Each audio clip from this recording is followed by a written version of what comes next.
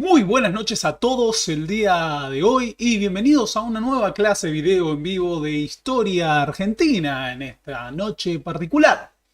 La semana pasada, el 20 de junio de este año, 2023, cuando estamos hablando de esto, se cumplieron 50 años de la masacre de Seiza, un episodio que es central para entender los años 70 y la conflictiva relación interna al interior del peronismo que devino en un enfrentamiento violento y armado entre el periodo de 1973 hasta marzo del 76, cuando la interna peronista pasa a un segundo plano a partir del golpe de Estado que inaugura la última dictadura del proceso de reorganización nacional.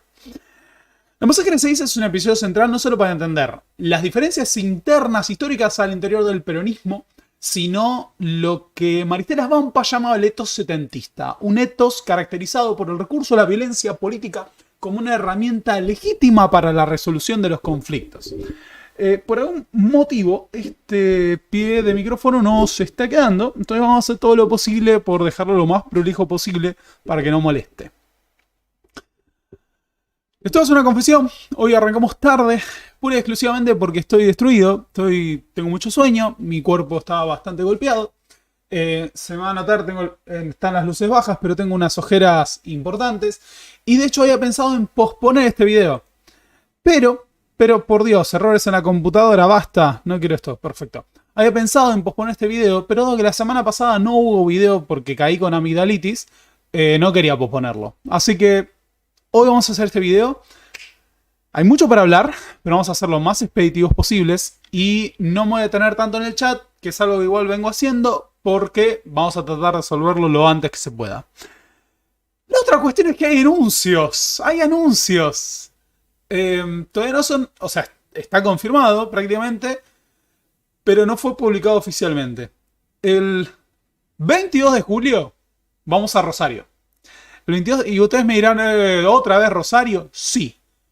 Pero acá me va a odiar porque voy a puentear a alguien para anunciarles esto, porque ya se envió todo. El 22 de julio vamos a hacer Café Millennial en vivo en Rosario. Así que, pueblo rosarino, están todos invitados a tener una noche de anarcotroscoquillerismo mapuche con su servidor acá presente y el señor Juan Felipe Salguero de Café Quieto. Y la otra noticia es que, si todo anda bien, si todo sale como tiene que salir, el 28 de julio, finalmente vamos a Córdoba. Así que resérvense el 22 de julio en Rosario.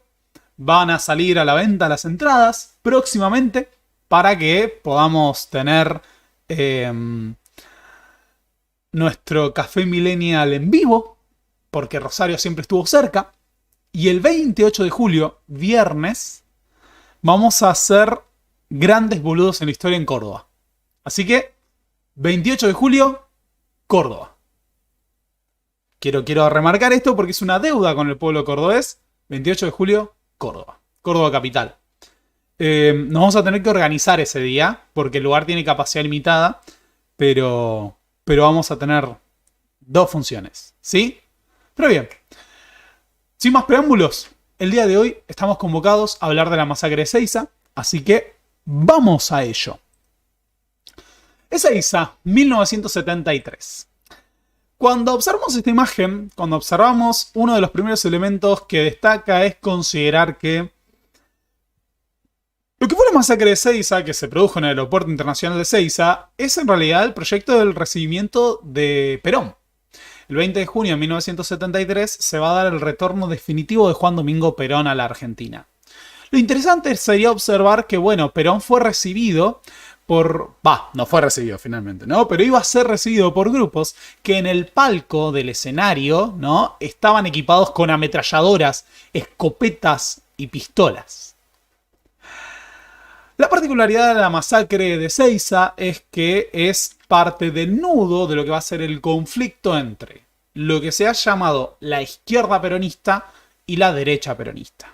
La famosa tendencia revolucionaria y la tendencia leal. Esa masacre de Seiza se da durante el gobierno de Héctor Cámpora, quien el 25 de mayo de 1973 asume la presidencia de la Argentina y como tal representa el retorno del peronismo al poder tras prácticamente 18 años de proscripción. Cámpora funcionaba con una suerte de vicario de Perón. Se suponía que con la fórmula Cámpora-Solano-Lima se establecía esta consigna: Cámpora al gobierno, Perón al poder. El gobierno de Cámpora representaba una gran alianza del conjunto de fuerzas políticas englobadas por el peronismo. Sin embargo, como tal, ese gobierno va a estar atravesado por todo tipo de internas y disputas de poder. Los militares estaban entregando el poder tras una larga serie de gobiernos dictatoriales y semidemocráticos, pero ahora el peronismo que llegaba nuevamente a la Casa Rosada era un peronismo que estaba atravesado por montones de visiones ideológicas, que incorporó a sectores muy diversos con visiones incluso antagónicas e irreconciliables sobre cuál era el proyecto del peronismo. Una de las notas particulares de la asunción de Héctor Cámpora a la presidencia es justamente el protagonismo que tienen los sectores juveniles, que consideraban que con el retorno del peronismo se iba a dar lugar a un proceso revolucionario que construyera la patria socialista. Por eso una particularidad del momento Cámpora, lo que se ha llamado el gobierno popular, que duró menos de 50 días, es justamente el gran conflicto que supone, por ejemplo, la incapacidad para traducir a la política institucional el conjunto de reclamos que provenían de la juventud. La juventud quería hacer un proceso revolucionario, la juventud consideraba que a partir de este momento se iba a construir el socialismo nacional, pero no estaban dados los mecanismos para que ese poder de facto de las organizaciones armadas o político-militares se tradujeran a cambios institucionales. Todo el ciclo de Cámpora, del ascenso de Cámpora al poder, está atravesado entonces por este ciclo de movilización, de toma de dependencias públicas, de edificios, sindicatos, fábricas, universidades, que no llegan a traducirse en una toma del poder real. Cámpora lo que proponía era institucionalizar el gobierno del peronismo contemplando a todos los sectores que lo conformaban. Establece una tecnología de gobierno que estableciera equilibrios, ¿no? Un gran acuerdo dentro de lo que era el FREJULE, el Frente Justicialista de Liberación. Sin embargo, esos conflictos estaban latentes al interior del peronismo. Sobre todo entre esas dos grandes tendencias, la tendencia leal o la ortodoxia peronista o la derecha peronista y la tendencia revolucionaria, a veces conocida simple y llanamente como la tendencia, o la izquierda peronista.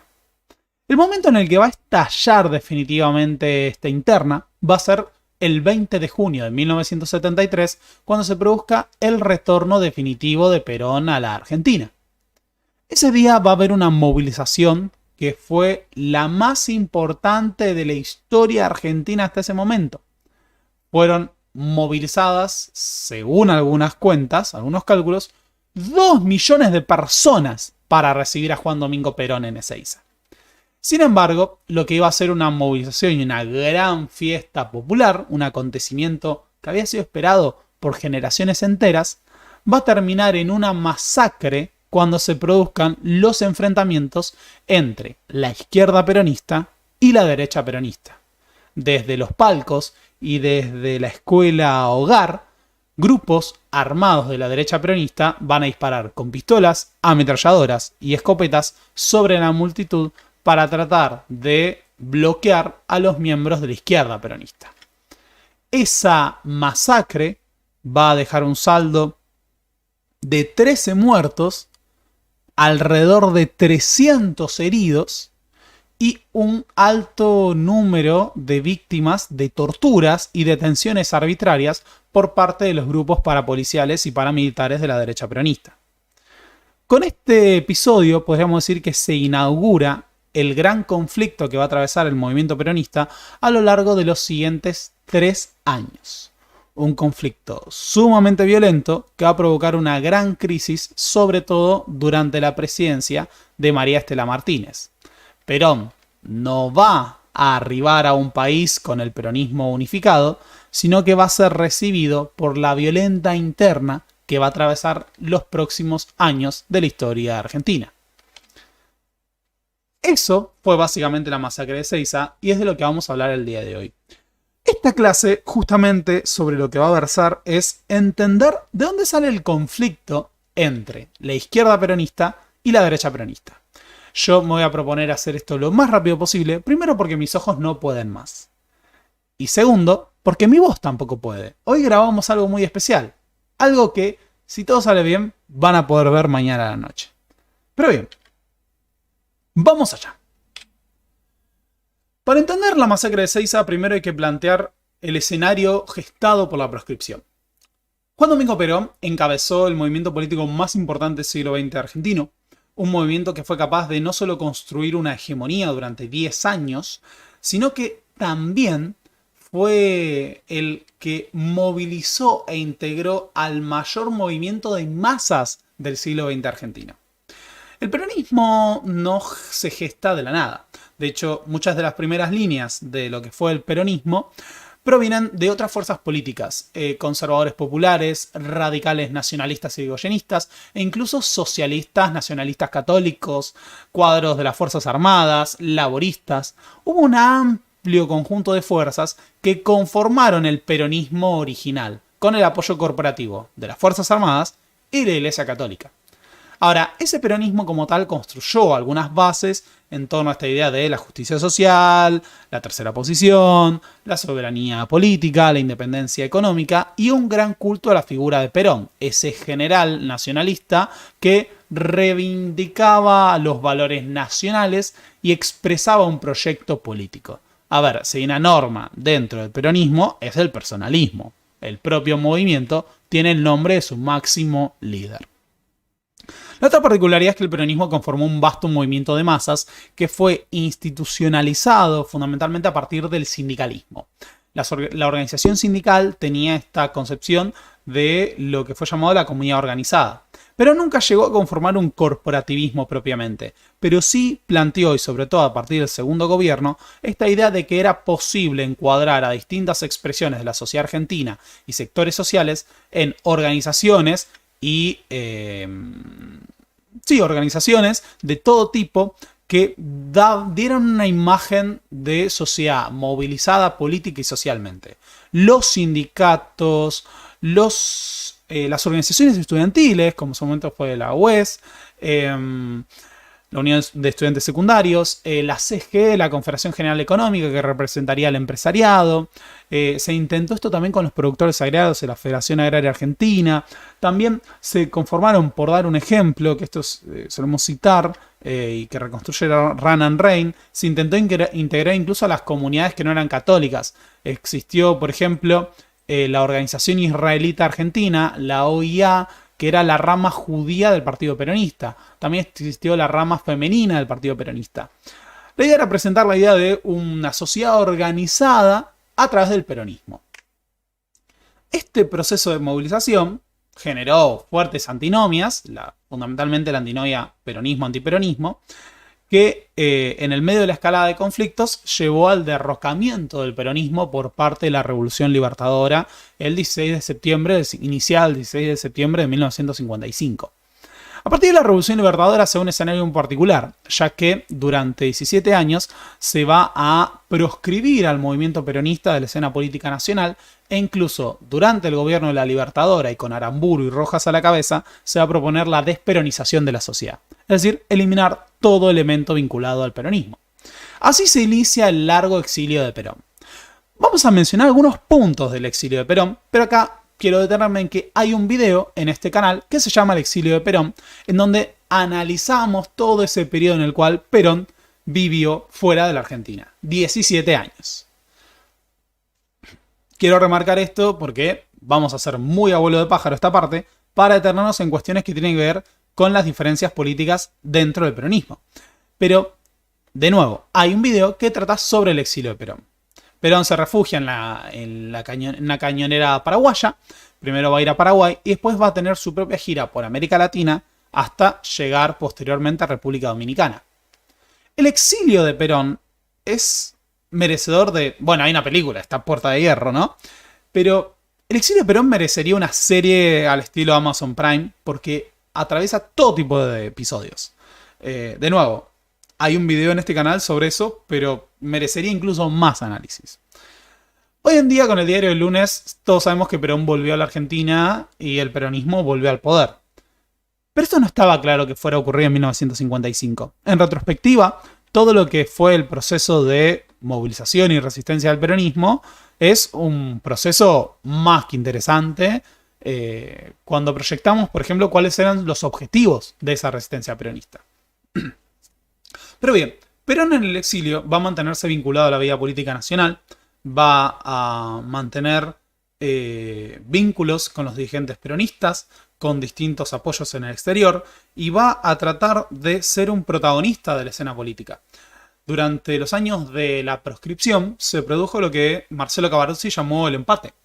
Ninguno de los proyectos políticos no peronistas tenía la capacidad para imponerse firmemente ante los demás. Tenían la capacidad para bloquear a los otros proyectos, pero no para hacer triunfar los propios. Y Perón desde el exilio es una suerte de gran condicionador de todas las administraciones posteriores. De nuevo, todo el exilio de Perón es una secuencia que merece una serie. Perón va a estar en la Venezuela de Pérez Jiménez durante su derrocamiento, plena revolución, lo bloquean en la embajada. Perón va a estar en República Dominicana, de repente, ¿no? En la República Dominicana gobernada por Trujillo, paseándose, yendo a fiestas, conociendo todo tipo de gente.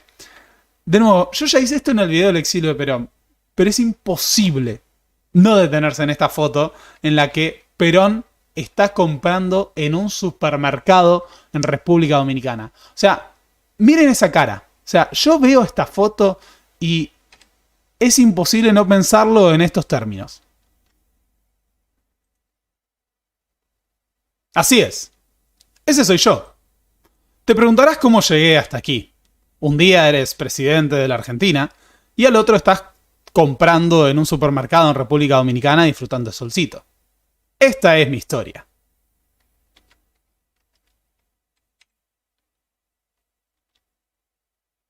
Más allá de eso, todo el proceso del exilio de Perón es un proceso que está marcado por acontecimientos de lo más pintorescos.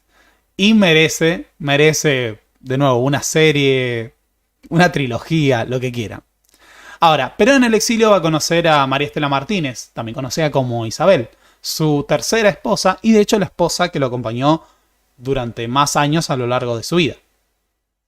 Hasta que finalmente, después de un paseo por América Latina, va a terminar residiendo en la Quinta 17 de octubre en España, en Puerta de Hierro, donde, gracias al apoyo de integristas y falangistas, Franco se ve obligado a asilarlo políticamente a Perón. Acá hay un tema interesante, que es que Franco en realidad nunca recibe a Perón, no tiene buenas relaciones con Perón, pero sí muchos franquistas lo apoyaban, sobre todo debido a que en el marco del Plan Marshall, el aislamiento político de España, Perón entregó granos a una España que estaba muy aislada del resto del mundo. Ahora, ese Perón en el exilio analiza, piensa y debate no solo la política argentina, sino la situación internacional. Una de las particularidades del Perón que está en el exilio es que, alejado del gobierno, va a tener declaraciones en las que se analizan todas cuestiones que tienen que ver con la coyuntura política nacional e internacional. Perón no solo escribe legitimando su accionar durante su gobierno, sino también tratando de interpretar y adaptarse al clima de época, ¿no? Estamos hablando de la Guerra Fría, estamos hablando de la descolonización, de la era de las revoluciones socialistas, la era de la Revolución Cubana. Perón, primero que además de haber sido milico, Perón era el general, había sido profesor de historia militar en el ejército. Era un tipo que le encantaba leer, era un tipo que estaba formado en filosofía, en letras, en historia y en el pensamiento político. Así que Perón se dedicó a analizar la escena política mundial y a tratar de adaptar las doctrinas y las líneas del peronismo a las necesidades que tenía el movimiento en la proscripción y a la coyuntura internacional que iba evolucionando. Va a tener en su momento como primer delegado personal al joven John William Cook, que va a ser uno de los principales referentes de la resistencia peronista. Va a establecer acuerdos con Frondizi para tratar de mantenerse en la escena nacional a partir de esta política de pactos que le permitan consolidarse. Todo esto, de nuevo, con el objetivo de tratar de retornar al poder en algún momento y que el movimiento peronista permanezca vivo. Pero un Perón en el exilio escribe sobre todo y analiza la figura del Che Guevara y va a tener secuencias en las cuales dice: lo que hacen estos muchachos es extraordinario. Yo estoy con ellos. Yo estoy con ellos. Y el Che Guevara se murió. Pero van a haber cientos de Che Guevaras. Y Fidel. A ver. Yo estoy con Fidel. Ahora me dicen que es comunista. Ni que comunista. Fidel es tan comunista como yo. Más bien es justicialista.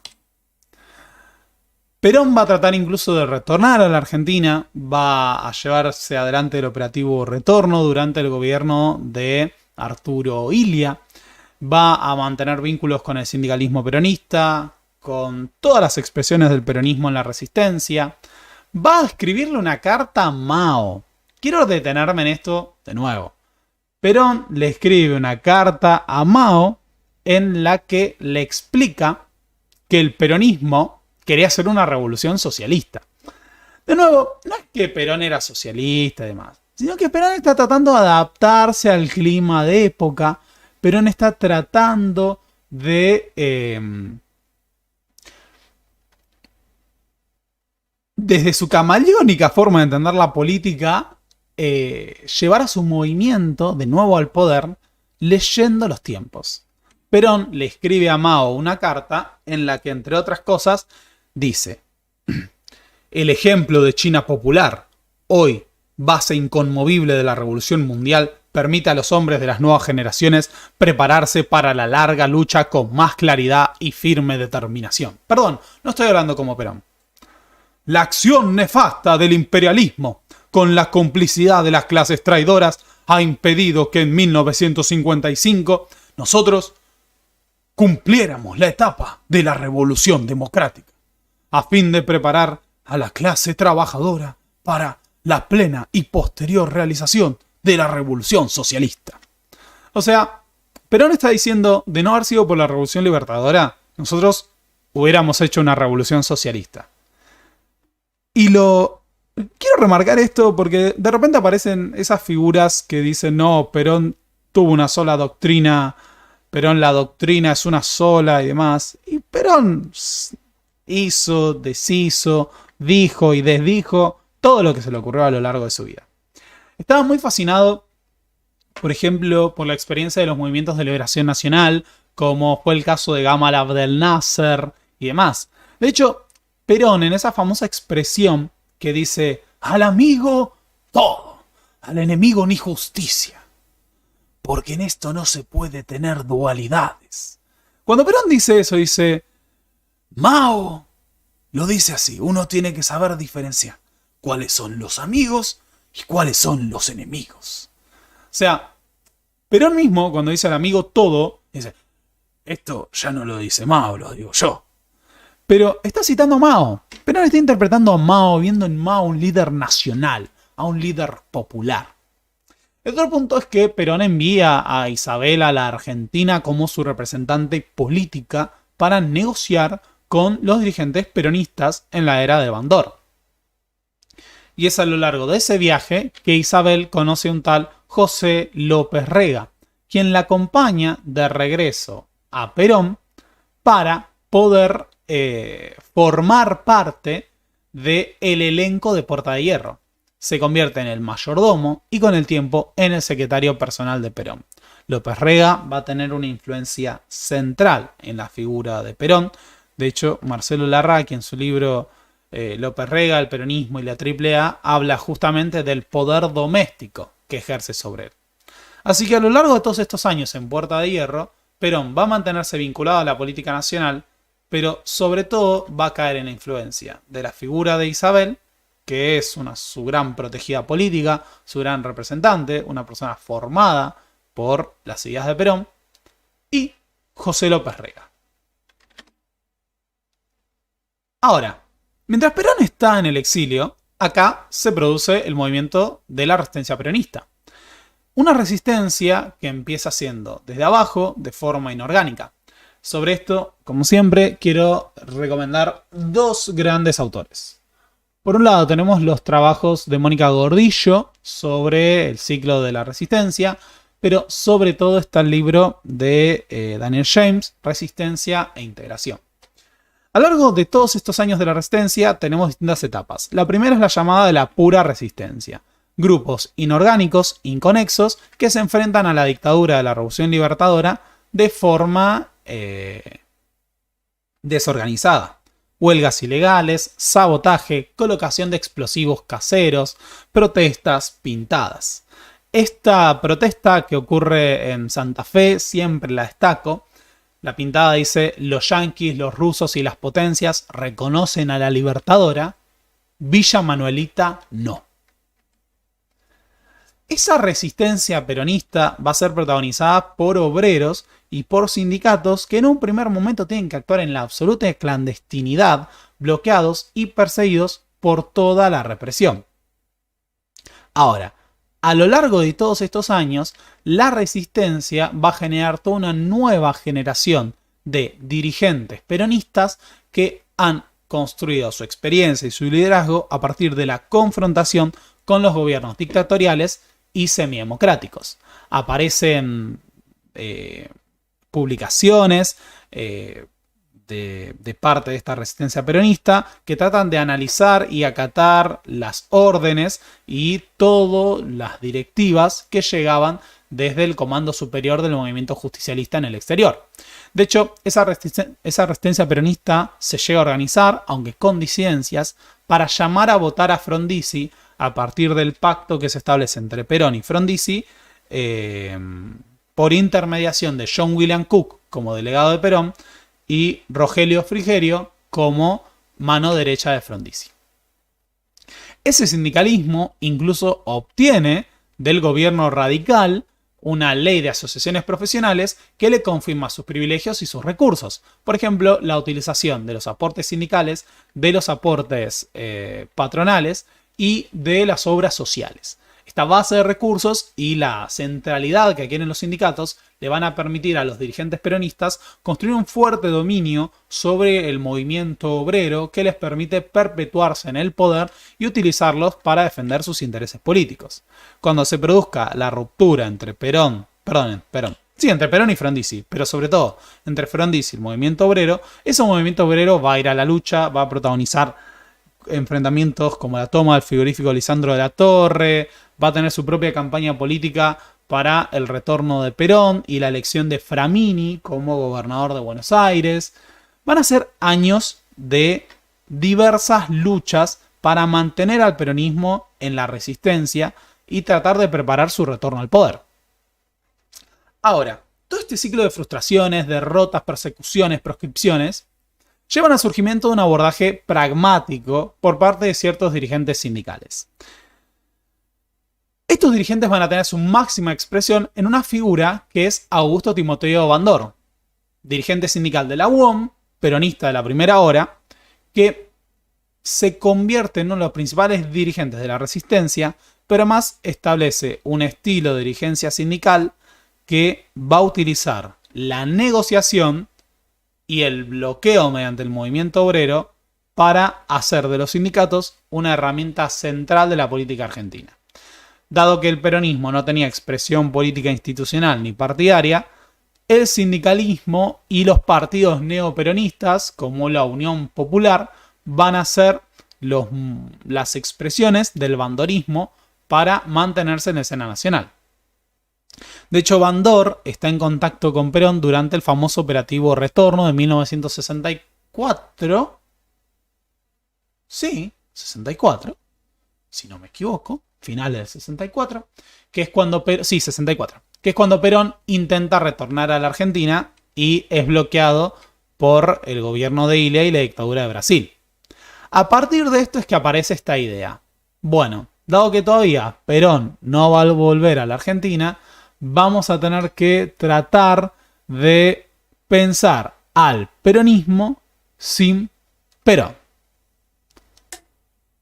Ese peronismo sin Perón, concebido por Augusto Timoteo Bandor, proponía encontrar una salida, una solución a la cuestión de que, dado que el líder no va a volver, hay que empezar a adaptarse a la vida política nacional. De esta manera, los neoperonistas que construyen la Unión Popular y utilizan los recursos de los sindicatos se disponen a participar de la escena política de nuevo, mediante la estrategia de golpear para negociar con paros y también la participación en los comicios electorales.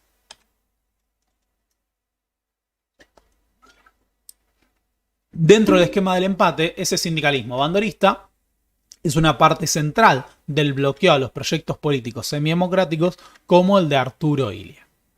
Ahora, no solo está ocurriendo dentro del peronismo el surgimiento de una burocracia sindical organizada, sino que dentro del movimiento obrero, dentro del movimiento estudiantil, dentro de la militancia política, llegan las influencias de la Revolución Cubana, de la figura del Che Guevara, del catolicismo tercermundista, Camilo Torres, la teología de la liberación.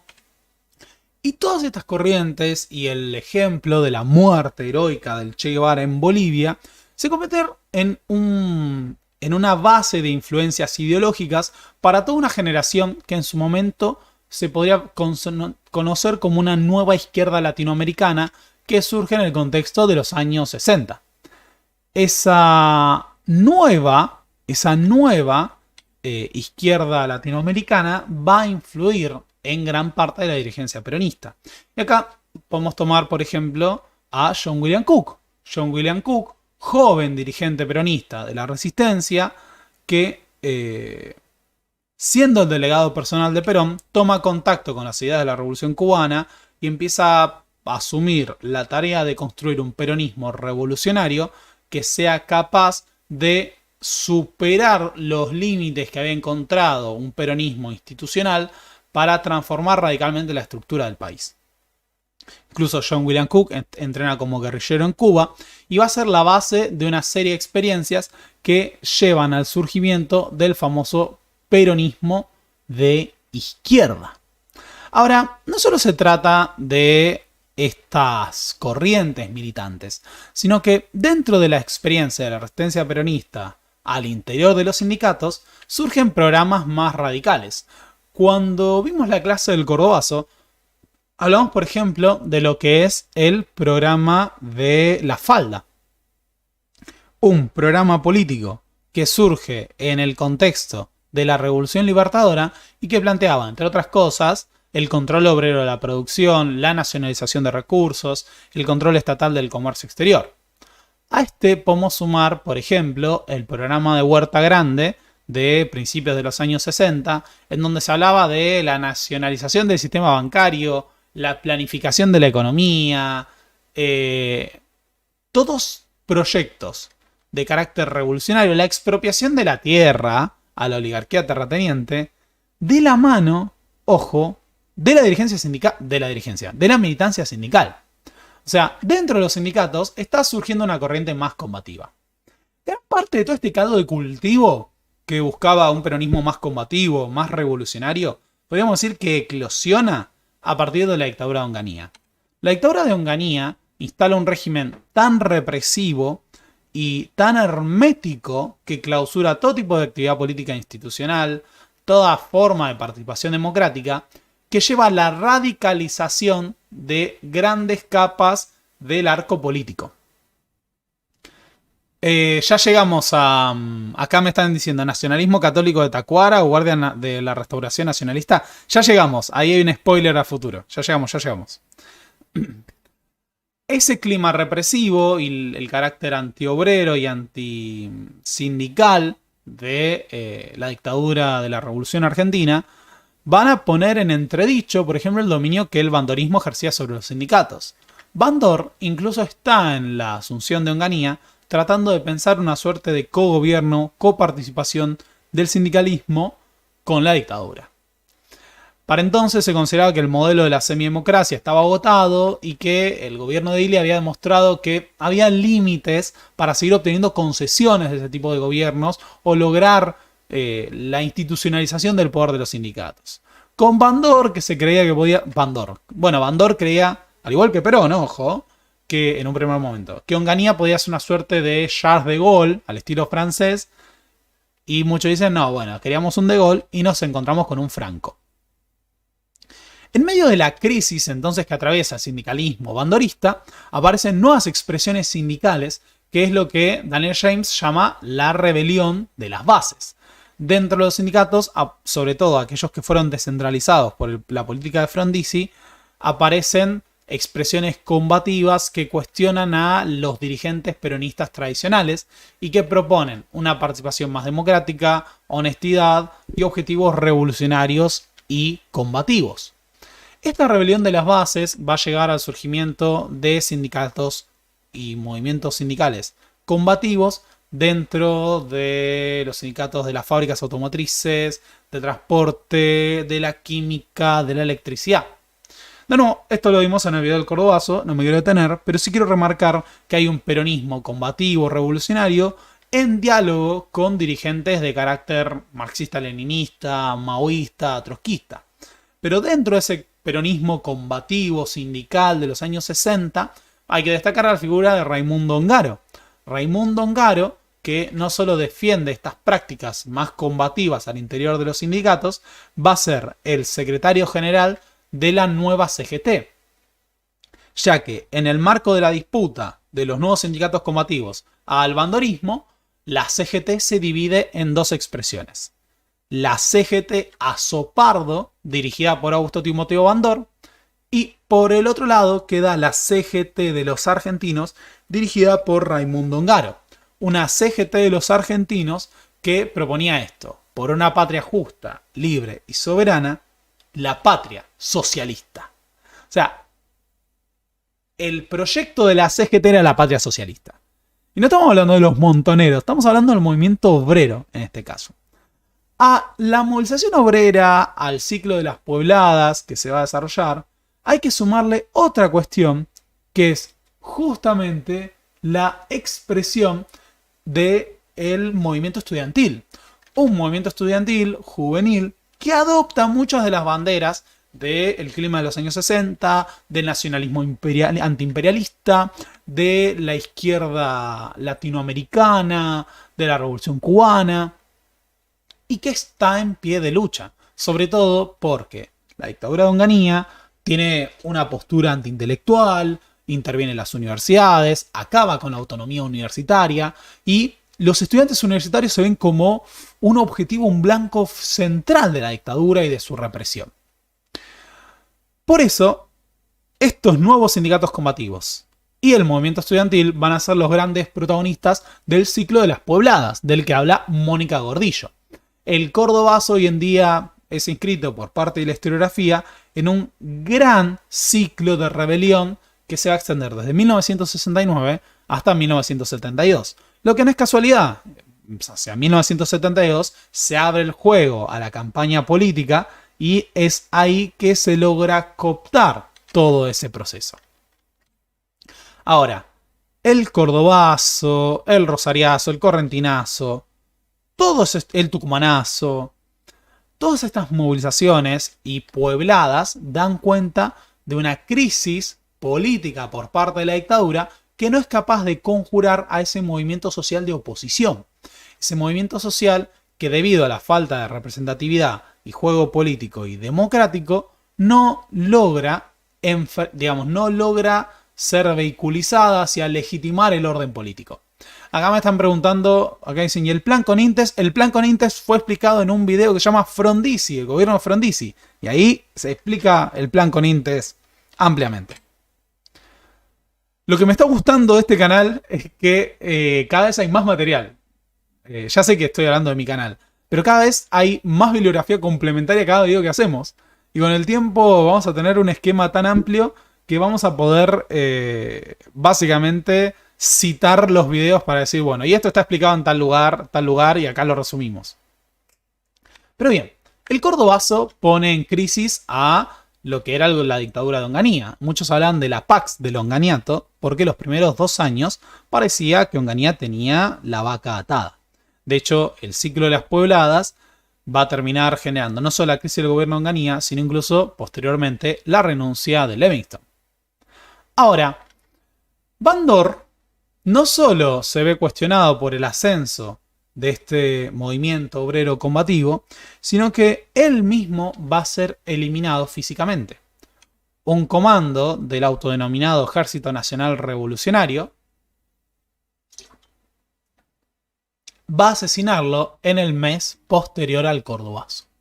Bandor es asesinado por un comando guerrillero del peronismo revolucionario que se proponía la liquidación de las organizaciones sindicales para tratar de establecer, de los dirigentes sindicales entendidos como burócratas, para establecer un proyecto revolucionario. Posteriormente, Montoneros va a asesinar también a José Alonso. O sea, los dirigentes sindicales peronistas tradicionales están siendo hostigados por un nuevo fenómeno que son las organizaciones armadas o políticos militares de la izquierda revolucionaria. Este nuevo fenómeno de las organizaciones guerrilleras plantea un nuevo desafío para lo que se consideraba hasta ese momento la dirigencia tradicional del peronismo. Ahora hay organizaciones armadas de izquierda, peronista y no peronista, que ven en los dirigentes sindicales a un obstáculo para un proceso revolucionario, los ven como traidores, como burócratas. Dentro de este conjunto de organizaciones armadas, obviamente la que destaca es Montoneros, ya que Montoneros va a construir la estructura política más amplia que hayan tenido estas organizaciones armadas.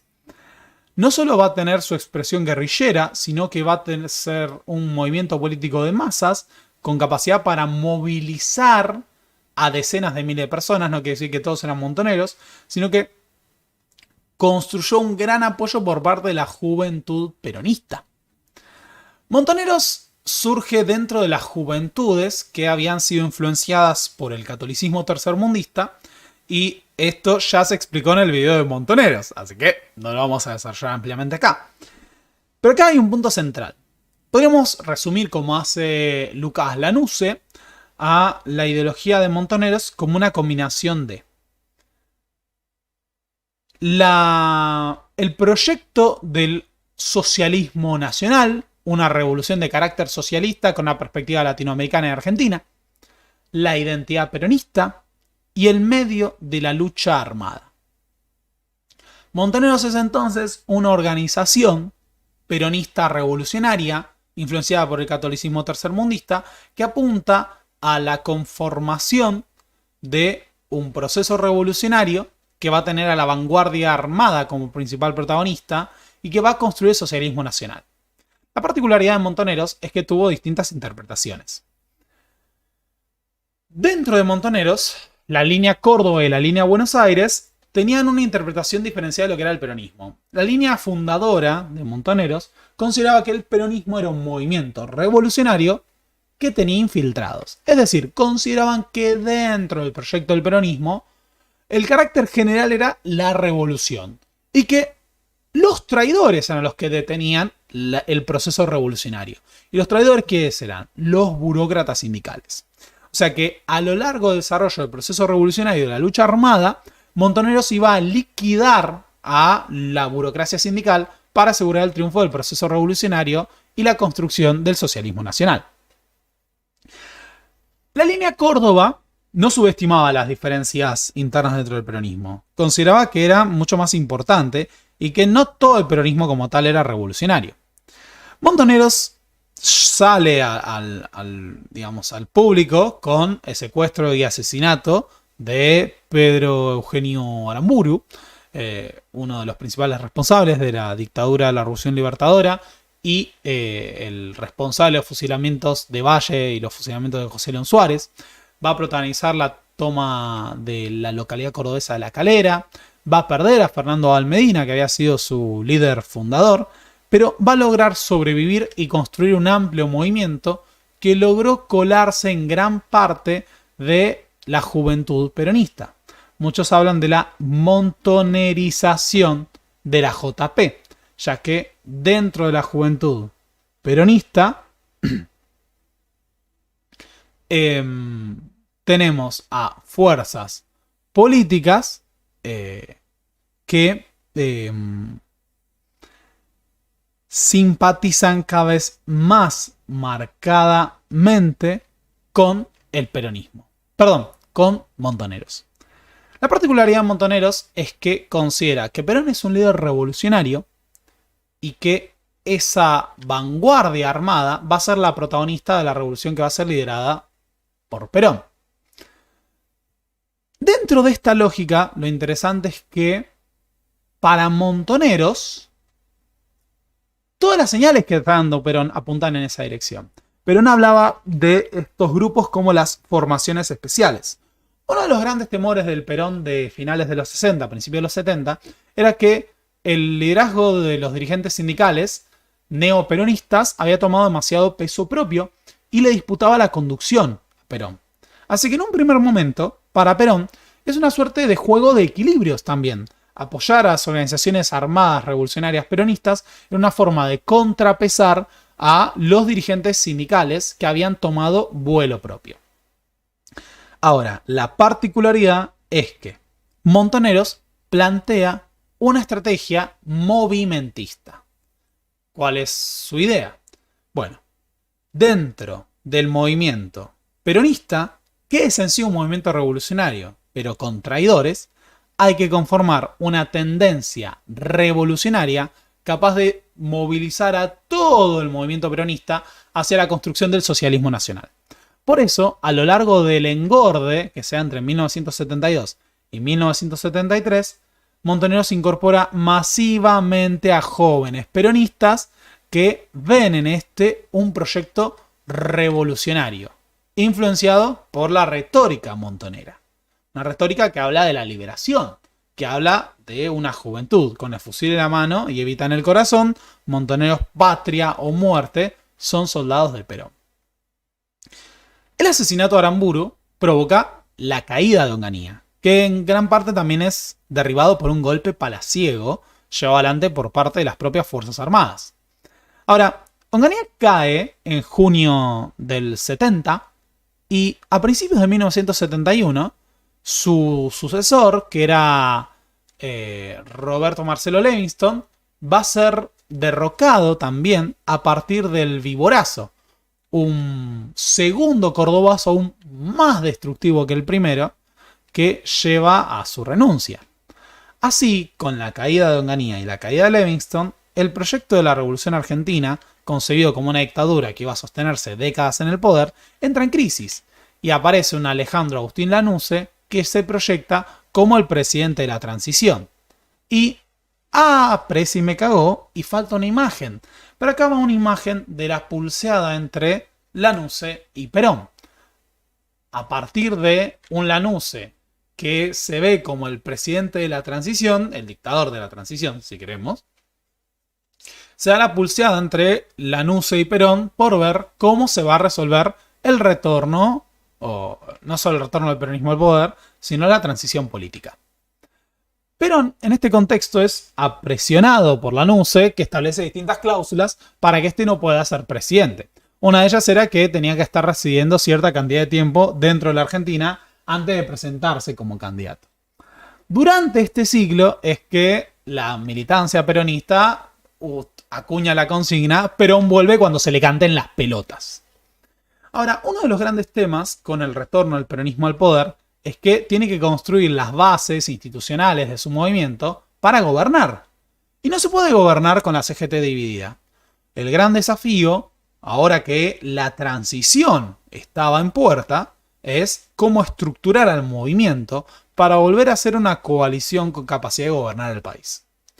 Un punto central en todo esto es la reunificación de la CGT. ¿Por qué? Porque no se puede tener una CGT dividida. El peronismo, con ese carácter verticalista, necesita una CGT unificada. ¿Quién va a ser el encargado de reunificar a la CGT? Bueno, un tal José Ignacio Rucci. Rucci había integrado las filas del bandorismo. Era un dirigente sindical ortodoxo. Y el posicionamiento de Rucci es reunificar a la CGT para asegurar la gobernabilidad, pero además la verticalidad del peronismo. Todo el proceso de la rebelión de las bases había llevado al surgimiento de corrientes sindicales alternas a la dirigencia tradicional del peronismo, que cuestionaban a los dirigentes peronistas, que buscaban mayor democratización de los sindicatos y que trascendían los objetivos del peronismo. Si el peronismo plantea la gobernabilidad, la justicia social, la redistribución del ingreso, esos dirigentes sindicales combativos proponían la revolución. Y esa revolución era incompatible con la organización que pretendía el peronismo. Rucci, otro peronista de la primera hora, también de la UOM, lo que venía a hacer es a preparar al sindicalismo para encolumnarse detrás del proyecto de Perón. Ahora, ojo con esto. ¿Por qué uno dice todas estas cosas y parece que las disputas sindicales son una cosa tranquila? No, el bandorismo utilizaba lo que se denomina como gangsterismo sindical. Matones, golpizas, asesinatos, colaboración con los empresarios para los despidos. Esas técnicas también se aplicaban por parte de Rucci. O sea, Rucci, de nuevo, hay mucho culto a la figura de Rucci porque fue absolutamente leal a Perón. Pero Rucci, para eliminar a su oposición interna a los sindicatos, utilizaba patotas, entregaba compañeros, aseguraba despidos, transaba con la patronal. ¿Por qué? Porque eran los mecanismos que tenían los sindicatos para aplacar a sus disidencias. Para tener el control centralizado del sindicato, bueno, todas esas expresiones combativas tenían que ser aplacadas. Así funcionaba el modelo sindical peronista. Y ojo, esto no es un invento de Rucci, no es un invento de Bandor. Donde en el peronismo, aquellos sindicalistas o dirigentes díscolos eran reprimidos y eran perseguidos con el apoyo de la estructura de los sindicatos. Bueno, mi abuelo fue delegado sindical durante el peronismo.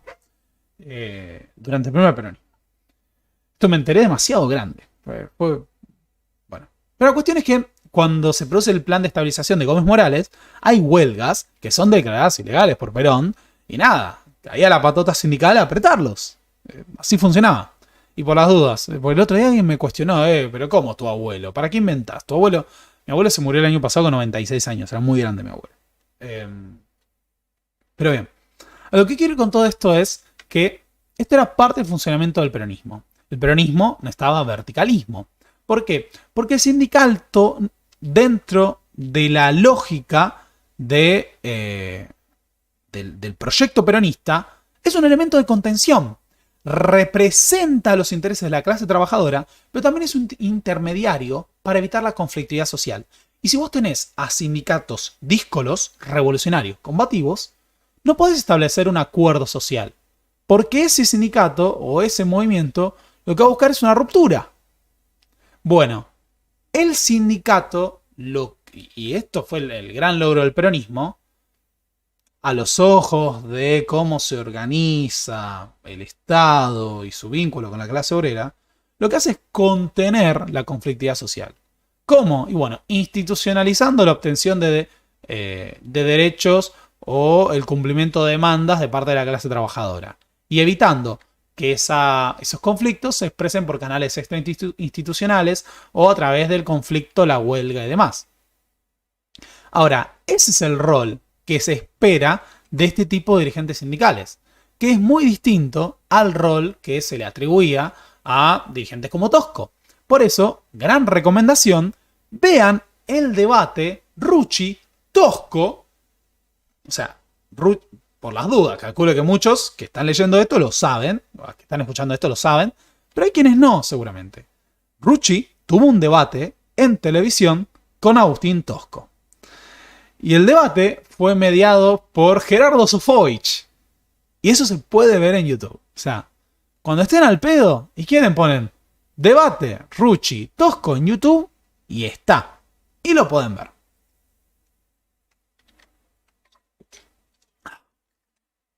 La cuestión es que Rucci, por ejemplo, es una pieza clave para el primer retorno de Perón.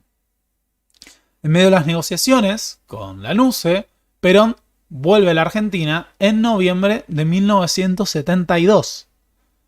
No puede ser candidato a presidente, pero va a volver por primera vez después de 17 años al país con el objetivo de organizar al peronismo detrás de su liderazgo.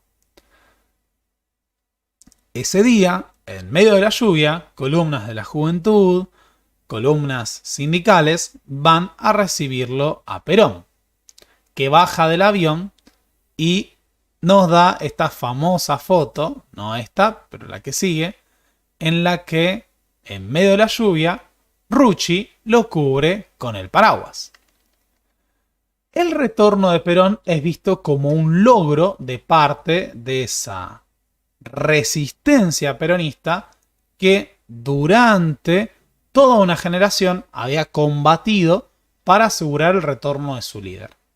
Ahora, ese líder está volviendo al país para tratar de organizar el retorno de su movimiento al poder. Perón es recibido por todas estas expresiones del peronismo, pero sobre todo se va a apoyar en aquellas orgánicas, como los sindicatos. Ese Perón tiene que negociar con los dirigentes cuál va a ser la fórmula presidencial. Uno de los puntos interesantes es que Perón, esto lo dice Juan Carlos Torre, ha tomado contacto con la experiencia de la socialdemocracia europea y se proyectaba en una visión de consenso con otros partidos políticos. Cuando el peronismo había gobernado la Argentina en esa primera experiencia, lo había hecho, por ejemplo, considerando que su mayoría propia representaba a toda la nación. El Perón que viene busca la reconciliación histórica con sus opositores. Por eso se da ese famoso abrazo con Ricardo Balbín, el histórico dirigente de la Unión Cívica Radical que había sido preso político del propio Perón por ser un diputado opositor. Ahora, Perón va a elegir y designar a Héctor Cámpora como el abanderado, el candidato del justicialismo. Acá el señor Juan Felipe Salguero, Café Kioto, me dice, ¿este canal es línea Rucci? Claramente no es el caso. Nosotros somos zurditos. Pero hay que entender a estas figuras. Perón elige a Cámpora por su lealtad. Cámpora es un peronista de la primera hora, fue diputado del peronismo, del primer peronismo, fue parte de la resistencia peronista, estuvo preso durante la Libertadora, protagonizó esa famosa fuga con Guillermo Patricio Kelly y John William Cook. Pero además, debido a su lealtad, es visto como un punto medio capaz de organizar a todos los sectores que representaban al peronismo. En esta famosa foto, Cámpora está secundado por Abal Medina y José Ignacio Rucci. Ahora, había que estructurar a la juventud, al sindicalismo, a la derecha, a la izquierda, peronista, y tratar de conformar una fuerza política que pueda asegurar el retorno del peronismo al poder y ganar las elecciones. Es con Cámpora que se acuña la consigna Cámpora al gobierno, Perón al poder. Una consigna que va a estar sobre todo popularizada por la juventud peronista. Así nace el Frejuli, el Frente Justicialista de Liberación, una gran alianza política que incluía al peronismo, pero también a movimientos como dirigentes frondicistas y miembros de la izquierda nacional que veían en el peronismo a un proyecto de liberación. Así va Cámpora y Solano Lima, que originalmente era un conservador que se integra al peronismo. Una de las particularidades de la campaña de Héctor Cámpora es que la gran base de apoyo y militancia de esa campaña va a ser la juventud. Y cuando hablamos de la juventud, hablamos fundamentalmente de la izquierda peronista. Acá Marcelo L. dice, ¿está en vivo esto? Sí, te estoy leyendo. Hola Marcelo, yo hablo en vivo. Todo esto no está guionado. Pablo está hablando sobre la marcha y está hilando e hilvanando ideas, mientras a su vez a veces los lee a ustedes. Pero sí, esto es en vivo. Ahora, Cámpora, de nuevo, es recibido con gran apoyo de la juventud. Para muchos es el candidato de la juventud peronista. Pero ojo, porque el movimiento peronista no es solo la juventud. No es solo la tendencia revolucionaria. Y ni siquiera es solo los sindicatos. No se entiende la interna peronista del 73 si de repente uno ve todo esto que está ocurriendo y dice, claro, el peronismo era todo de izquierda, el peronismo era el Frente Justicialista de Liberación, era la revolución, era el mundo, casi que parece que estaban leyendo a Rodolfo Kulsch y el pensamiento de colonial porque tenía estas ideas de la liberación nacional. ¿No? Bueno. La realidad es que hay otras vertientes del peronismo que son mucho más incómodas y que no se suelen visibilizar tanto. Dijimos que cuando surge el peronismo, integra en sus filas a dirigentes de distintos partidos y expresiones políticas. Las primeras líneas del peronismo provenían muchos del socialismo, de la Unión Cívica Radical, del conservadurismo popular, del nacionalismo, del laborismo. Pero también dentro de los grupos de choque del primer peronismo, también había ciertas fuerzas como como la Alianza. Uy, no puedo creer que tengo este hueco. La Alianza Libertadora Nacionalista. La Alianza Libertadora La Alianza Libertadora Nacional. La Alianza Nacionalista Libertadora. La Alianza Nacional. No puedo creer que me está pasando esto. La Alianza Nacionalista. No. La Alianza Libertadora Nacionalista. Alianza Libertadora Nacionalista, dirigida por, durante el peronismo, Guillermo Patricio Kelly. La Alianza Libertadora Nacionalista es un grupo de orientación fascista que surge durante la década infame y que cuando se produce el ascenso del peronismo ven en Perón a un hombre que puede representar sus intereses. Son fachos, son fascistas, nacionalistas católicos antisemitas, que tienen grupos de choque, que protagonizan ataques contra la comunidad judía y demás. Y que, perdón, estoy muy quemado, por eso no me salía a decir Alianza Libertadora Nacionalista, es la realidad. Estoy muy quemado, estoy muy roto. Y que cuando se produce el ascenso de Perón, consideran que este es un hombre que representa sus intereses. Así que se terminan peronizando. O sea, son previos al peronismo, pero se incorporan al peronismo.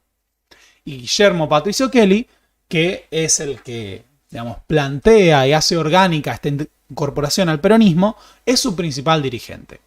O sea, dentro del peronismo, así como existían montones de expresiones, hubo históricamente líneas que eran de carácter fascista, marcadamente anticomunista, y que eran grupos de choque, grupos armados que atacaban a los opositores, perseguían a los comunistas, hacían cumplir los intereses. Ahora, durante los años de la proscripción, surgieron otras expresiones de nacionalistas católicos, antisemitas, fascistas, muchos de los cuales fueron filoperonistas. Y este es un video que está pendiente. De hecho, hay material. Ya lo voy a hacer. Lo voy a hacer, se los prometo. Es uno que tengo. Pasa que hay tantas cosas para hacer en este momento que no lo pude preparar. En la segunda mitad del año lo voy a hacer. Que es el movimiento nacionalista Tacuara. El movimiento nacionalista Tacuara fue un movimiento nacionalista católico fascista que en los años 60 se constituyó para Daniel Gutman en la primera guerrilla urbana de la Argentina. Era un grupo de choque que también protagonizó operaciones armadas. El movimiento nacionalista Tacuara decía, ¿cómo era? Ni votos, ni... No es ni votos ni votas. Dice, ni votos ni afiliados, pelotas, no, puños. Ah, no, ni votos, ni afiliados. Puños, puños no, eso. Ni votos, ni afiliados. Pero es algo al estilo de somos los más pijudos. Y pintaban cosas como basta de judíos en nuestro país, ¿no? Pero interesante es que estos grupos nacionalistas católicos, fascistas, eran grupos fascistas que tienen sus simpatías por el peronismo. Acá me están diciendo, no se confundan, ni Tacuara ni la Alianza Libertadora Nacionalista eran peronistas ortodoxos. Yo no estoy diciendo eso, no lo dije, nadie lo dijo. Pero lo que sí está haciendo Tacuara es hacer caldo de cultivo de vertientes más derechistas, fascistas, dentro del peronismo. Ahí está, eran ni votos ni afiliados, machos. Ahí está, ni votos ni afiliados, machos. Ahora, Tacuara, que es una organización fascista, Tacuara que son abiertamente nazis, que salen a atacar sinagogas, que le hacen esvásticas a miembros de la comunidad judía, protagoniza episodios como lo que fue el asalto al policlínico bancario, que fue un robo millonario, protagonizado por Joe Baxter y también en su momento por muchos dirigentes que tendrían participación en episodios posteriores. Lo interesante de Tacuara es que posteriormente hay un desprendimiento de Tacuara que funda el Movimiento Nacionalista Revolucionario, Tacuara, que se convierte en un movimiento filomarxista revolucionario antiimperialista. Dirigido por Joe Baxter. Joe Baxter estuvo desde la época en que Tacuara era abiertamente fascista. Pero así como estaba Tacuara, hubo un fenómeno del florecimiento de organizaciones de extrema derecha, nazis, como es el caso de la Guardia Restauradora Nacionalista, que era una organización abiertamente nazi, que fue también escuela y lugar de paso de muchos miembros de la derecha más fascista del peronismo en los 70. ¿Qué es lo que ocurre con Tacuara? Ojo con esto. No es que Tacuara llega al tercer peronismo. No. Pero por Tacuara pasan, por ejemplo, futuros comandos de la AAA. Futuros miembros de las organizaciones derechistas peronistas. Muchos de estos grupos abiertamente derechistas, violentos, que van a integrar la AAA, que van a organizar, integrar el comando de organización, que van a integrar la Concentración Nacional Universitaria o el Comando Mazorca y demás, primero pasan por estos lugares. Pasan por Tacuara, pasan por la Guardia Restauradora Nacionalista. Y tienen sus primeras experiencias acá. La violencia, la utilización de armas y demás. A ver, la Guardia Restauradora Nacionalista o el Comando Mazorca, haga patria, mate un bolche. Siento que no les caería bien. O sea, hay como motivos para que esto salga mal, ¿no? O sea, si uno lo piensa. Pero sí, haga patria, mate un bolche, no más judíos en la Argentina. Estos grupos, no estoy diciendo que el peronismo es nazi, que toda la derecha peronista era nazi, que toda la derecha peronista era fascista, pero dentro de la derecha peronista, estos grupos existían y tienen una tradición que se remontaba hasta el primer peronismo, cuando la Alianza Libertadora Nacionalista era parte de los grupos de choque que el peronismo utilizaba para perseguir a su oposición. Ahora sí, en el tercer peronismo, estos grupos coinciden para conformar, o las militancias previas en estos grupos, llevan al surgimiento de ramas abiertamente fascistas del peronismo, como es el caso de la Concentración Nacional Universitaria, que era una organización fascista dentro del peronismo.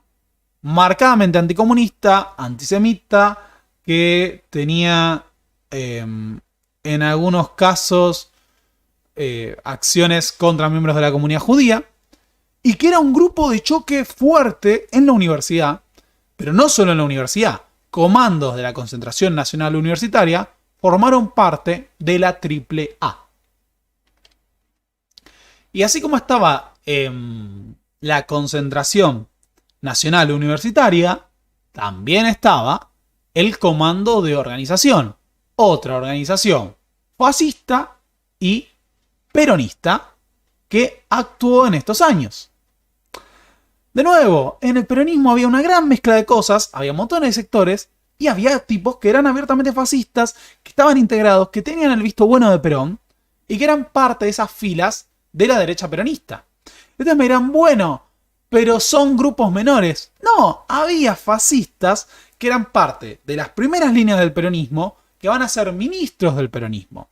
Por ejemplo, Óscar Ivanišević, que va a ser ministro de Educación a partir de la presidencia del yerno de López Rega, presidente del Senado, provisional del Senado.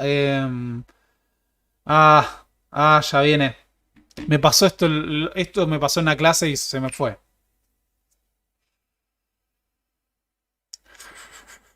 Raúl Astiri, el yerno de López Rega. Con Raúl Astiri se da un recambio ministerial y aparecen todas primeras líneas que pueden ser ministros de Perón, como Ivanišević u Otalagano. Otalagano, que va a ser rector de la UBA durante el gobierno de Perón, durante el tercer gobierno de Perón, es fascista. No es una forma de decir, es fascista. Se está haciendo saludo nazi. Porque era fascista, decía que había que limpiar a la universidad de la infiltración marxista y comunista. Estos tipos eran parte del peronismo. Ivanišević fue parte del primer peronismo. Talagano también. Y dentro de estos grupos está el germen, están muchos de los aportes de los que van a ser las líneas de la AAA. ¿Se entiende? O sea, la AAA va a incorporar a miembros de estos grupos fascistas que estaban dentro del peronismo. Y que después van a protagonizar todos los crímenes de lesa humanidad que protagonizó la AAA. Ahora, dentro de todas estas expresiones, y bueno, merece un comentario aparte, la existencia de López Rega. Aquí hay un punto que es interesante. Había una derecha peronista que no necesariamente era fascista. Pero, sin ser fascista, tiene una coincidencia histórica con los grupos fascistas. ¿Qué ocurre con el sindicalismo ortodoxo? Que el sindicalismo ortodoxo, esto lo plantea Daniel James también, y también aparece con Paula Canelo. Paula Canelo tiene un gran libro sobre cómo surge el discurso sobre la subversión durante el peronismo, que plantea lo siguiente. Los grupos fascistas y la dirigencia tradicional peronista en los sindicatos coinciden en algo, tienen un enemigo en común. Los grupos revolucionarios, marxistas, los grupos combativos, quieren quitarse de encima a los dirigentes sindicales peronistas. La guerrilla quiere liquidar físicamente a los dirigentes sindicales peronistas tradicionales y ya ha empezado a hacerlo. Una famosa frase que no me acuerdo si lo expliqué en otro video, pero le preguntan a Firmenich qué tienen para negociar en una mesa con la CGT.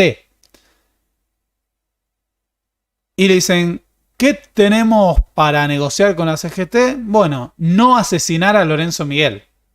En una mesa de negociación con la CGT, ¿qué pueden aportar ustedes? No matar a Lorenzo Miguel. Porque parte del proyecto de Montoneros era la liquidación física de los dirigentes sindicales. ¿Por qué? Porque consideraban que estos dirigentes de la burocracia sindical eran un obstáculo para la revolución, eran traidores al movimiento, eran un lastre. Esto lleva a que los dirigentes tradicionales, ortodoxos, que no necesariamente eran fascistas, eran anticomunistas, eso sí, eran reaccionarios, en muchos casos terminaban coincidiendo con los grupos fascistas. Y acá tenemos un ejemplo muy claro. Acto de la Concentración Nacional Universitaria, grupo abiertamente fascista. ¿Y quién está en el acto de la Concentración Nacional Universitaria? ¿Les suena? Ese es José Ignacio Rucci. ¿Por qué? Porque Rucci tenía una coincidencia de intereses con los grupos fascistas. No es que Rucci era fascista, necesariamente. Algunos lo categorizan. No necesariamente era fascista. Pero tenía los mismos enemigos que los fascistas. Así que, por ese punto, la juventud sindical va a ser una fuerza muy importante en esta disputa contra la tendencia revolucionaria. ¿Por qué? Porque los sindicatos necesitaban su propio grupo de choque, necesitaban su fuerza para presionar a esa juventud que lo quería desbancar. Así que pregúntenle a alguien que haya militado en la juventud peronista qué pensaban de la juventud sindical. Porque la juventud sindical llegaba, los cagaban a trompada, tenían los recursos y el peso. Juventud sindical, con el sable corvo de San Martín, el poncho colorado de rosas y la doctrina de Perón, reconstruiremos la nación. A futuro, 1974, la juventud sindical se abocará a la identificación y captura de los montoneros.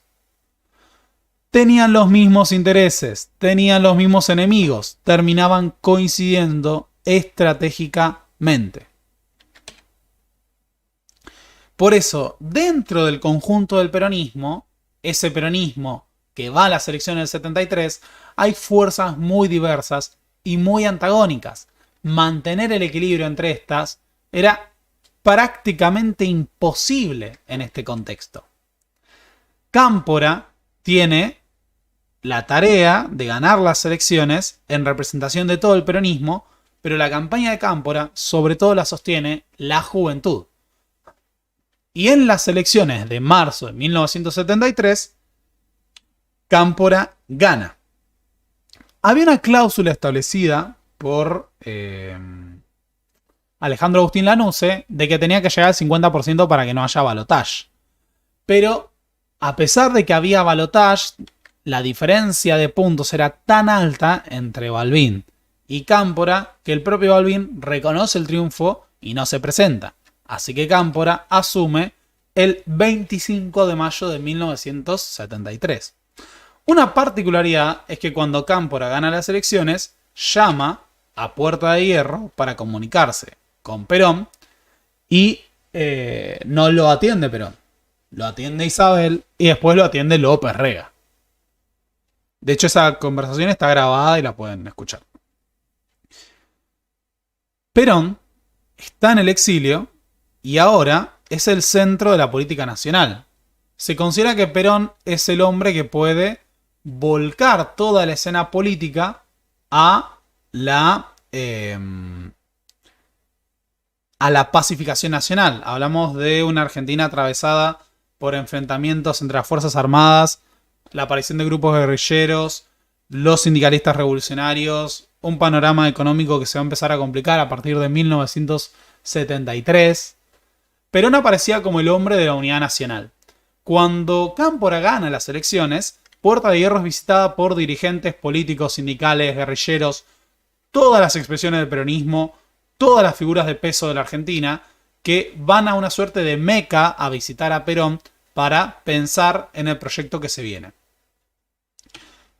Cámpora en este contexto sabe que eventualmente tiene que ceder la conducción a la figura de Perón. Pero el 25 de mayo asume la presidencia y el clima es muy particular.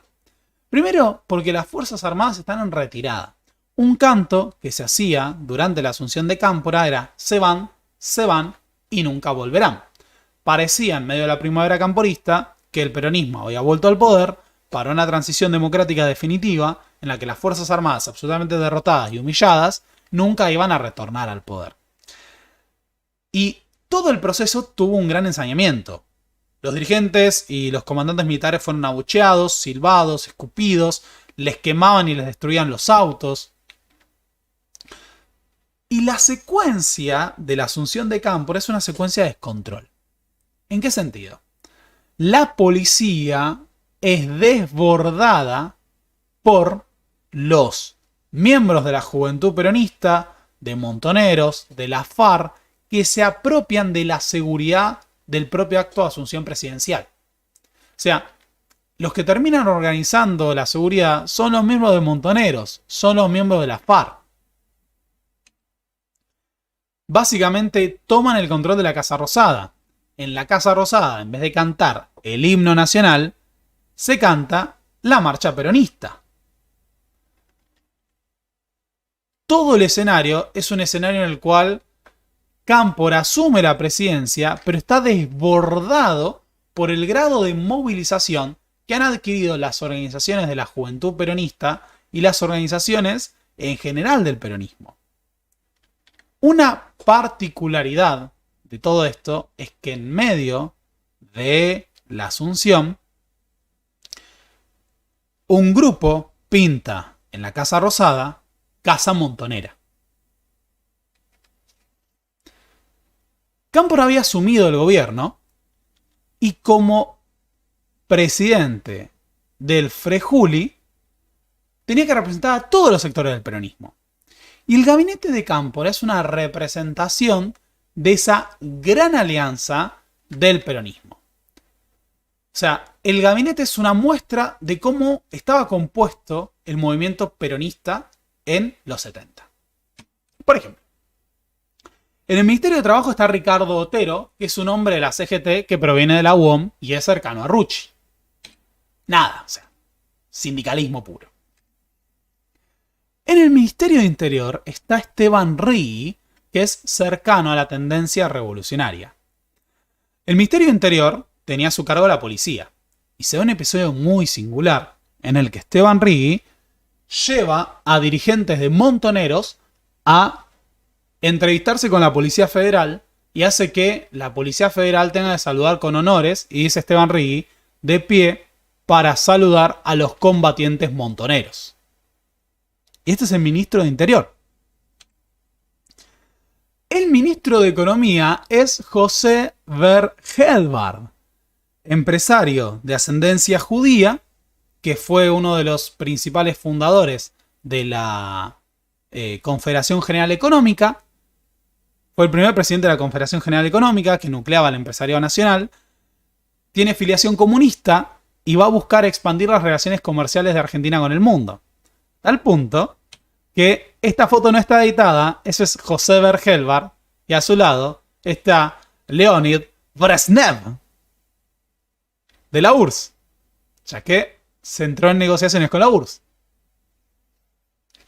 También va a estar Tayana en el Ministerio de Educación, que va a proponer una educación revolucionaria. Tayana, un intelectual de la izquierda nacional, peronista, que proponía construir la Universidad Popular. De hecho, estos son los años en los que Puigros queda a cargo de la UBA y se habla de una universidad popular en donde se enseña marxismo, psicoanálisis, todo. Estaba la universidad revuelta. Y en el Ministerio de Bienestar Social está José López Rega. A esta altura de las circunstancias, huelgan las explicaciones de por qué que José López Rega sea el ministro de Bienestar Social es tan conflictivo. En la Cancillería, como ministro de Relaciones Exteriores, está Juan Carlos Puig, que plantea una política exterior tercermundista y un acercamiento a los países de América Latina y del bloque socialista. O sea, en este contexto, para que te hagas una idea, Juan Carlos Puig y el gobierno de Cámpora transan que en la Asunción estén presentes Salvador Allende, que es el presidente socialista de Chile, y Dorothy Coss, que es el presidente de Cuba. O sea, está Cámpora y vienen Salvador Allende y vienen Dorothy Coss en representación de los dos países con modelos socialistas de América Latina. Cámpora representaba todo eso, pero hay una situación particular. Así como Cámpora asume el gobierno, se da un proceso que se conoce como el proceso de las tomas. La secuencia de asunción del peronismo y de retorno del peronismo al poder es una suerte de proceso revolucionario para muchos. En todo el país se producen cientos de tomas. Se toman dependencias públicas, edificios estatales, escuelas, fábricas, universidades, casas de inquilinos, o sea, edificios. Todo es tomado. O sea, se organizan grupos de la juventud peronista, toman la universidad, toman la escuela. En tal lugar toma la fábrica, tal sindicato toma otra fábrica. Sindicatos estatales toma esta dependencia. O sea, se toman y empieza a haber una competencia entre la izquierda y la derecha peronista por quién controla los distintos edificios públicos, las dependencias estatales, las fábricas, las universidades. O sea, hay un poder de facto que se empieza a apoderar del país. No quiero decir que es como el proceso de los soviets, pero no es para exagerar, pero para que nos hagamos esa idea. O sea, tomar el control directo de la situación. O sea, el propio Cámpora asume la presidencia y tiene un poder que lo desborda de hecho. Porque no es que él está encabezando las tomas, no. Las tomas las están realizando las organizaciones de las distintas expresiones del peronismo. Y el propio Perón dice que no va a retornar al país hasta que se normalice institucionalmente. Cámpora tiene que ponerle un freno a las tomas y pide volver a la normalidad. No se permite traducir entonces institucionalmente ese poder de facto desde abajo que emergía de las organizaciones sociales del peronismo. No solo de la izquierda, también de la derecha. O sea, los sindicatos ortodoxos toman fábricas, toman dependencias estatales. Pero estaba esta idea. Bueno, es el momento, empezó la revolución, hay que ver qué le toca a cada uno. Es en esta lógica de las tomas que se da el devotazo. Cámpora había prometido un indulto para los presos políticos. Pero antes de que se pueda aplicar el indulto presidencial a los presos políticos de la dictadura, las organizaciones armadas toman el penal de Devoto y liberan a los presos, pero también no solo a los presos políticos, sino a otros que aprovechan ya que están y se van.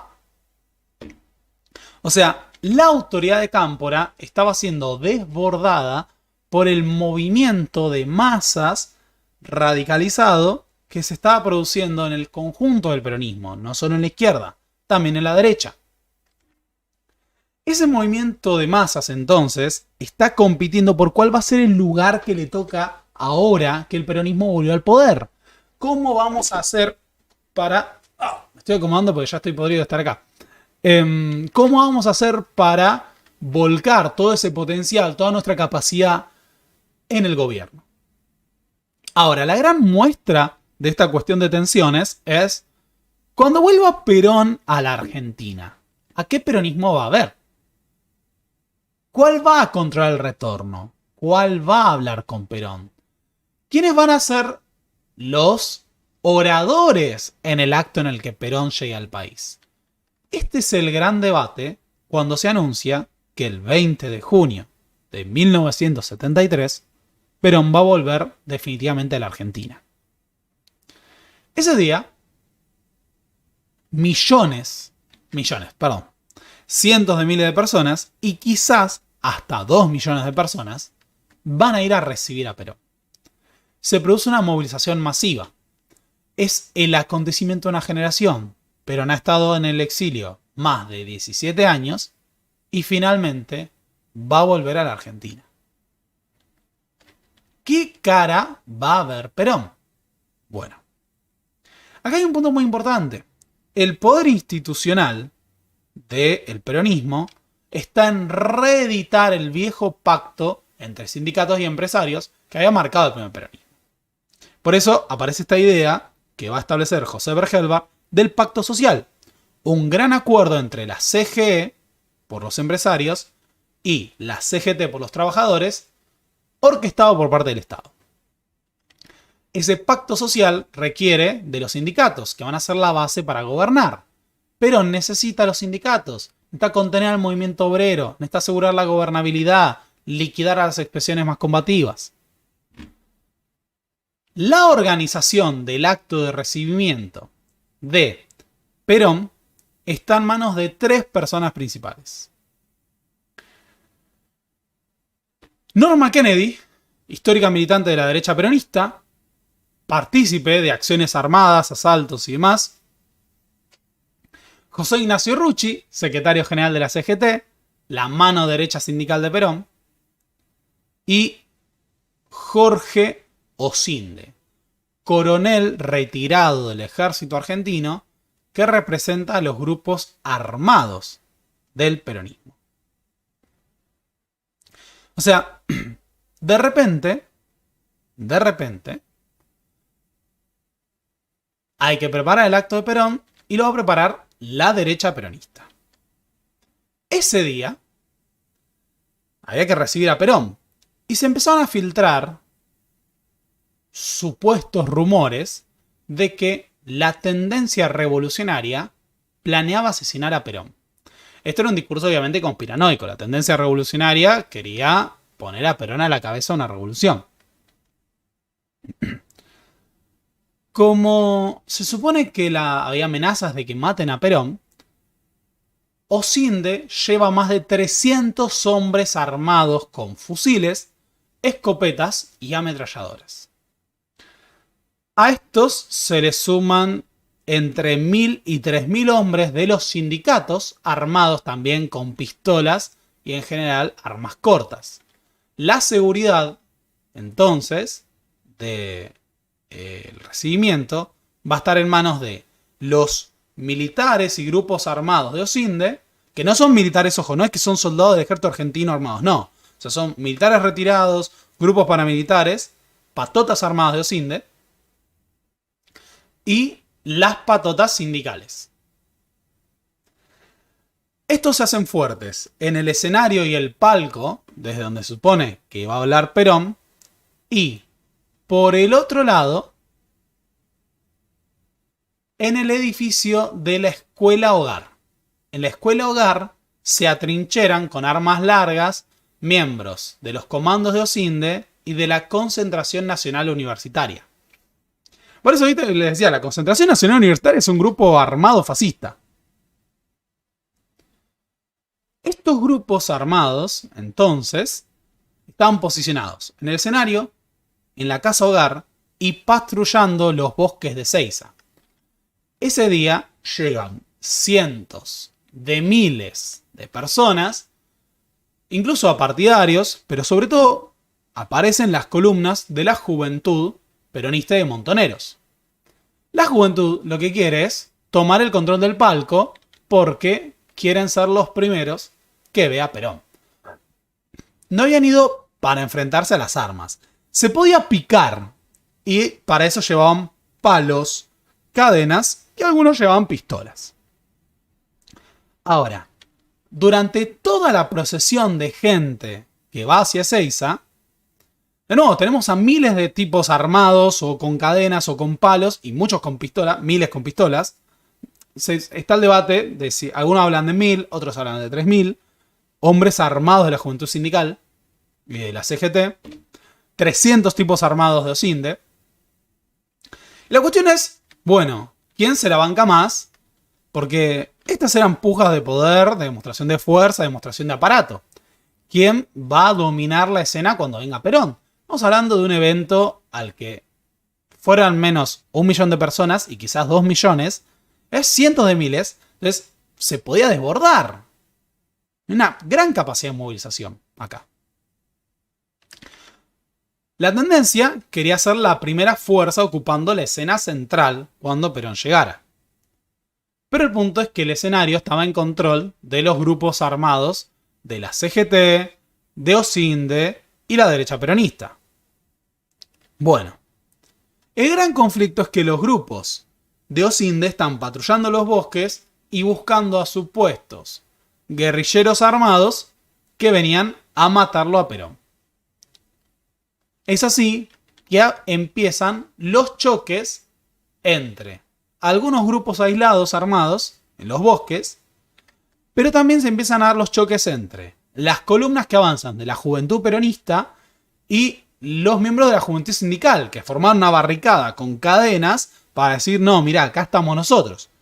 Empiezan a darse los choques, empiezan las trompadas, los golpes, empezaron a sonar los tiros aislados de esos enfrentamientos que se dan en la zona de los bosques,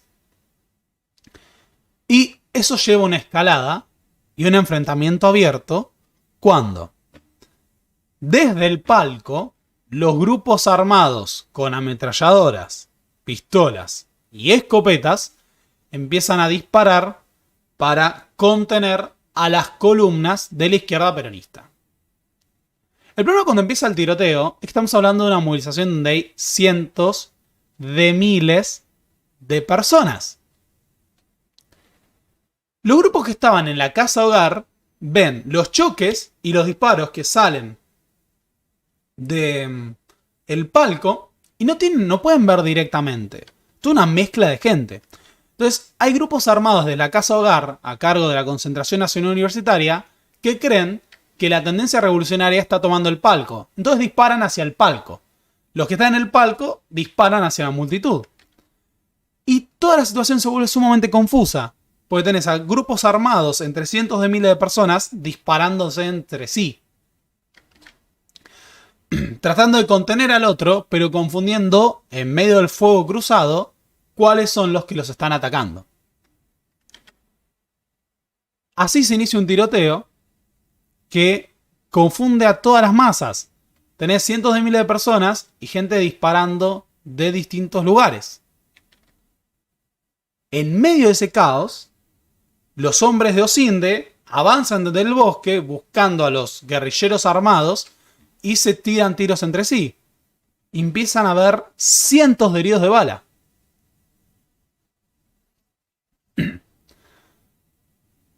Y cuerpo a tierra tenías a estos tipos paramilitares con fusiles, con ametralladoras, con escopetas, disparándose entre sí. Tenías a miembros de la tendencia contestando con algunos disparos de pistola. Tenías a otros peleándose con cadenas. Y se desbanda toda la situación. Cientos de miles de personas corriendo en todos lados, cuerpo a tierra, ocultándose en los bosques. Y los grupos paramilitares buscando a supuestos infiltrados marxistas armados, llevándolos a torturar en, por ejemplo, el Hotel Internacional de Ezeiza. O sea, toman algunos de estos y los torturan. El presentador iba a ser Leonardo Fabio, pero no tienen que suspender, obviamente. Así que, en medio del caos y los disparos, tenés a cientos de miles de personas corriendo en distintos lugares. Y en medio del caos, los 13 muertos y los cientos de heridos, Perón no baja. El vuelo de Perón no desciende en Ezeiza. Todo se presenta como un enfrentamiento entre grupos antagónicos. Pero, o sea, los principales disparos van a salir del escenario. Perón, en vez de aterrizar en Ezeiza, aterriza en la base de Morón, el municipio más grande de la Argentina. Para los que no saben, yo soy de Morón. Y el planteo para Perón es que el enfrentamiento que acaba de ocurrir es el producto de que hay grupos de infiltrados marxistas que están tratando de copar el movimiento. El propio Perón va a decir que es hora de recuperar el control de nuestro movimiento ante aquellos que pretenden apoderarse del mismo. La masacre de Ezeiza es el acto inaugural de ese enfrentamiento a gran escala entre la izquierda y la derecha peronista. Un enfrentamiento que va a ser el proceso de mayor violencia política de la Argentina hasta ese momento, prácticamente. Hasta, bueno, la dictadura después lo lleva a otra escala, con el terrorismo de Estado, pero que va a dejar tendales de cientos de muertos de ambos lados.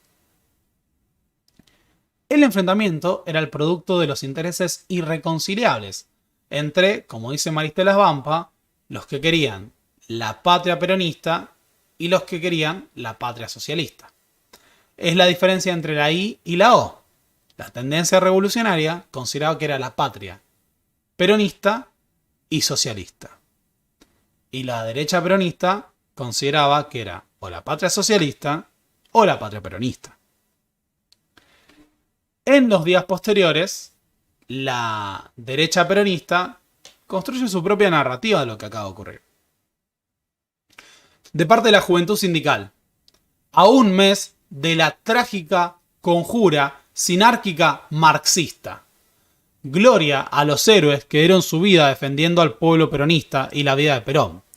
Nunca olvidaremos la masacre de nuestros hermanos, realizada desde las sombras por los infiltrados de nuestras filas, ERP, FARC, montoneros, con sus drogadictos, homosexuales y mercenarios vernáculos y extranjeros, todos protegidos desde arriba por la debilidad consciente y por la traición siniestra. No pudieron triunfar, no coparon el palco de Perón y Evita, no tomaron el micrófono para difundir sus mentiras, tampoco lograron su objetivo supremo, asesinar al líder indiscutido del pueblo, nuestro líder insigne, conductor de la tercera posición mundial, nuestro general Juan Perón. Así será siempre, el pueblo triunfa, Perón triunfa, viva la patria justicialista y su bandera azul y blanca. Detrás de todo esto, ¿qué está?